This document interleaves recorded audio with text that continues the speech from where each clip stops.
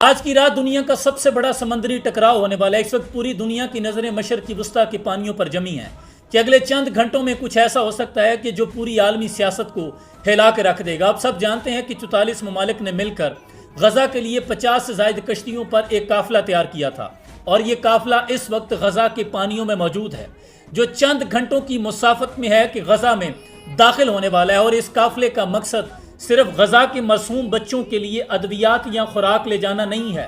یہ ایک چیلنج ہے پوری طاقتوں کو، وہ طاقتیں جنہوں نے اس قافلے کو روکنے کے لیے بھرپور کوشش کی۔ چند روز قبل اس قافلے پر ڈرون اٹیکس کیے گئے، اس کی کمیونیکیشن جیم کر دی گئی، ریڈیو فریکوینسیز کو جیم کر دیا گیا، جی پی ایس کو ہیک کیا گیا، اور سب سے زیادہ امتحان اس قافلے کا تب شروع ہوا جب اس کی کچھ کشتیاں خراب ہو گئی اور کشتیاں لیک ہونے لگی، تو ترکی نے آگے بڑھ کر نہ صرف انہیں ٹیکنیکل سپورٹ پرووائڈ کی بلکہ اس قافلے کے لیے امدادی سامان بھی بھیجا۔ اور اسی دوران اسپین اور یونان بھی میدان میں آ گئے۔ اسپین نے اپنے جنگی جہاز اس قافلے کی حفاظت کے لیے روانہ کیے اور یونان نے سیف پیسج دینے کا اعلان کیا۔ اب یہ قافلہ چند گھنٹوں کی مسافت پر ہے، اور دوسری طرف اسرائیل نے یہ کھلا اعلان کر دیا ہے، بلکہ ایک ٹاسک فورس بھی بنا دی ہے بحری، جو کہ اس قافلے کو غزہ کی حدود میں داخل ہونے سے روکے گی، اور ان کا صرف یہی مقصد ہے کہ کسی بھی صورت یہ قافلہ غزہ میں داخل نہیں ہوگا۔ اب سوال یہ پیدا ہوتا ہے کہ کیا ترکی اور یورپی ممالک کے یہ جہاز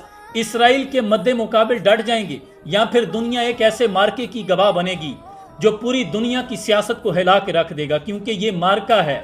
مظلوموں اور ظالموں کے مابین، یہ اچھائی اور برائی کے درمیان مارکا ہے۔ پوری دنیا یہ منظر دیکھ رہی ہے کہ ایک طرف اسرائیل ہے جس کے پاس پوری دنیا کی جدید مشینری اور ٹیکنالوجی ہے، جن کے پاس ہتھیاروں سے لیس افواج کے لشکر کھڑے ہیں، لیکن دوسری طرف سامنے مد مقابل نہتے لوگ ہیں جن میں بہت زیادہ نان مسلم ہیں، جو صرف اور صرف انسانیت سے محبت کرتے ہوئے غزہ کے مظلوم فلسطینیوں کی آواز بننے کے لیے وہاں پہنچے ہیں، جن کا مقصد اس محاصرے کو توڑنا ہے اور یہ طاقتوروں کے لیے ایک چیلنج پرووائڈ کرنا ہے۔ اور یقیناً اس کے پہنچتے ہی پوری دنیا سے بہت سے قافلے تیار بیٹھے ہیں جو غزہ کے لیے امداد لے کر جانا چاہتے ہیں، لیکن یہ قافلہ ان کے لیے امید کی ایک کرن ہے۔ اللہ کریم سے دعا کرنے کا وقت ہے کہ اللہ، جیسے تو نے حضرت موسیٰ علیہ السلام کے لیے سمندروں میں راستے بنا دیے تھے، جیسے تو نے اپنے نبی حضرت یونس علیہ السلام کو مچھلی کے پیٹ میں زندہ رکھا تھا، اور تو قدرت رکھتا ہے کہ حضرت یوسف علیہ السلام کو